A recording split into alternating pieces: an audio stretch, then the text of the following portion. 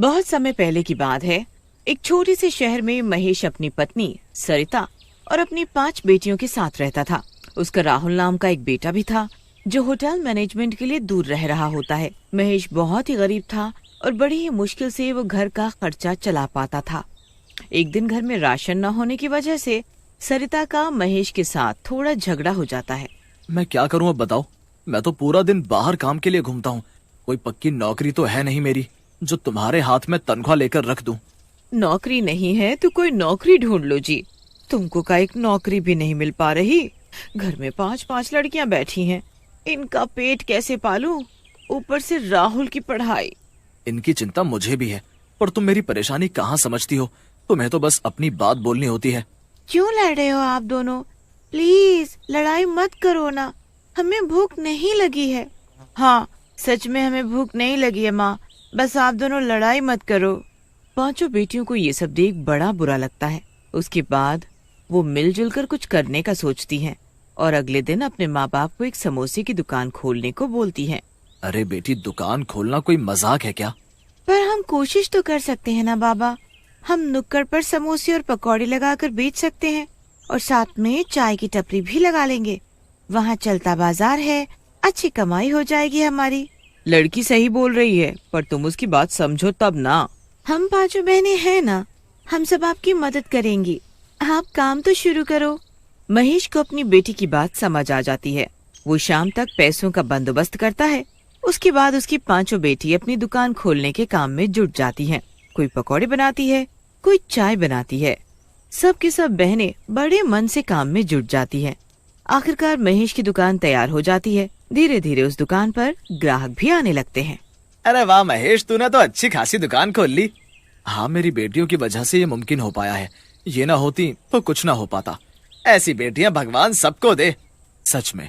महेश अपनी बेटियों के साथ मिलकर दुकान चलाता है और कुछ ही दिन में उनके घर की हालत सुधरने लगते हैं। उसके बाद वो राहुल की पढ़ाई के पैसे इकट्ठे करके उसे भेज देते हैं ताकि वो आगे की पढ़ाई अच्छे से कर सके। सब बहुत अच्छे से चल रहा होता है। सब खुशी खुशी रह रहे होते हैं। पर एक दिन एक बहुत बड़ा हादसा हो जाता है। एक दिन जब महेश की तबीयत कुछ ठीक नहीं होती तो वो दुकान पर नहीं जा पाता। बस उसकी बेटियां ही दुकान पर जाकर चाय समोसे बनाने और बेचने का काम करने लगती हैं। उस दिन दुकान पर काफी भीड़ होती है क्योंकि उस दिन दशहरा होता है। रात को तो भीड़ और ज्यादा हो जाती है। 5 लड़कियों को जरा भी फुर्सत नहीं मिल पाती। आज तो काम काम कर कर के हालत खराब हो गई है, पर कमाई भी तो कितनी अच्छी हो रही है।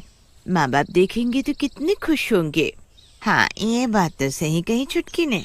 सब लोग काम कर ही रहे होते हैं कि तभी कुछ बच्चे दुकान के आगे पटाखे जलाने लगते हैं।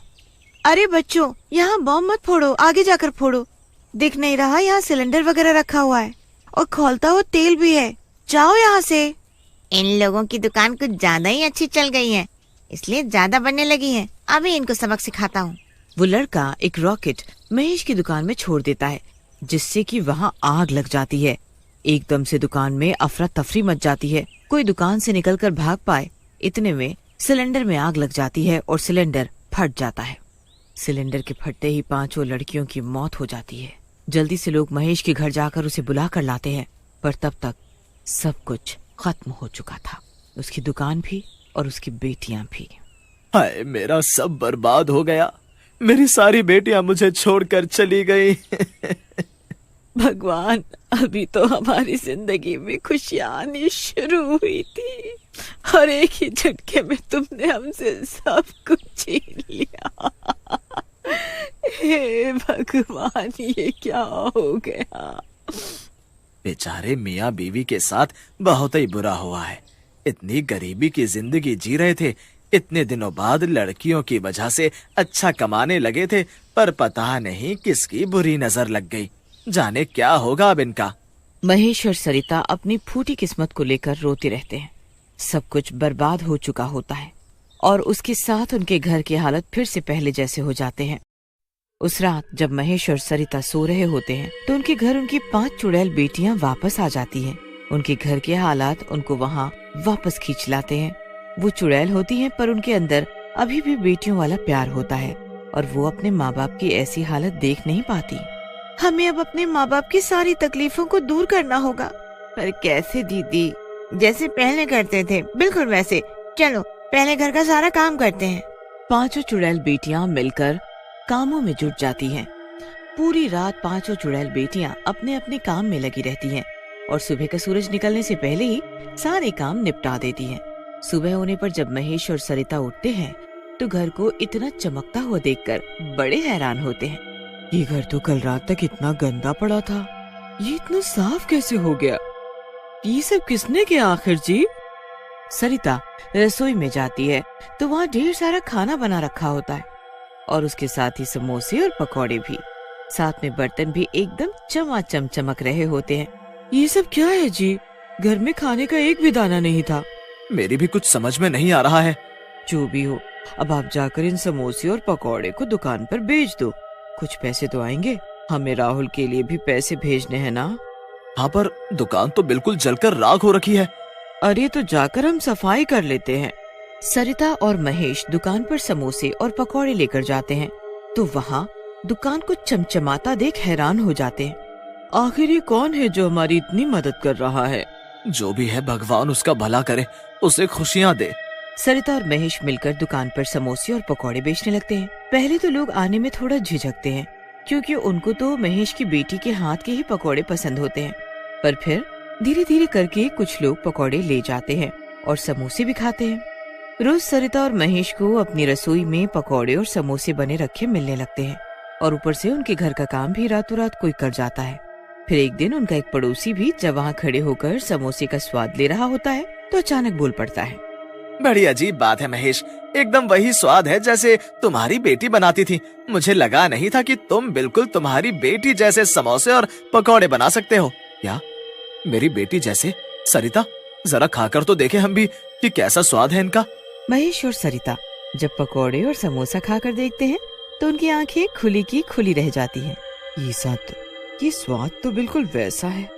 इसका मतलब हमारी बेटी ने हाँ जी, पर इसमें कितनी सच्चाई है ये कैसे पता चलेगा? आज रात हम छुपकर देखेंगे, तभी पता चलेगा।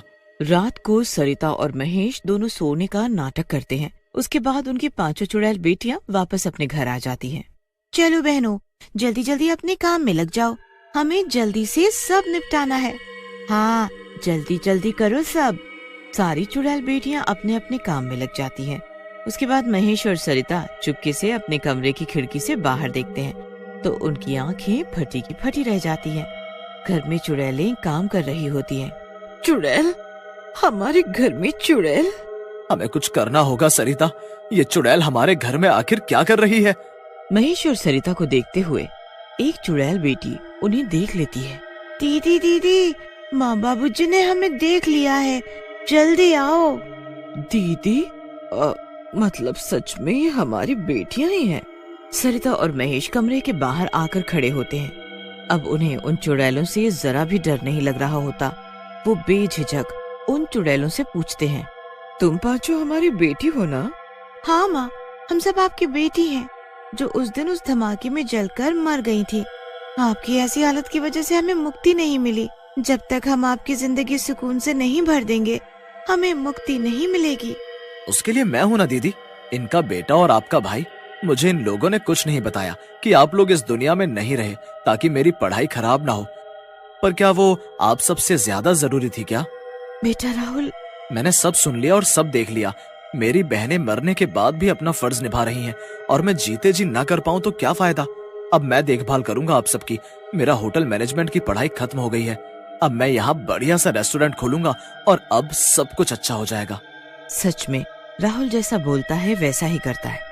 सब ठीक हो जाता है और तब जाकर पांचों चुड़ैल बेटियों को मुक्ति मिलती है।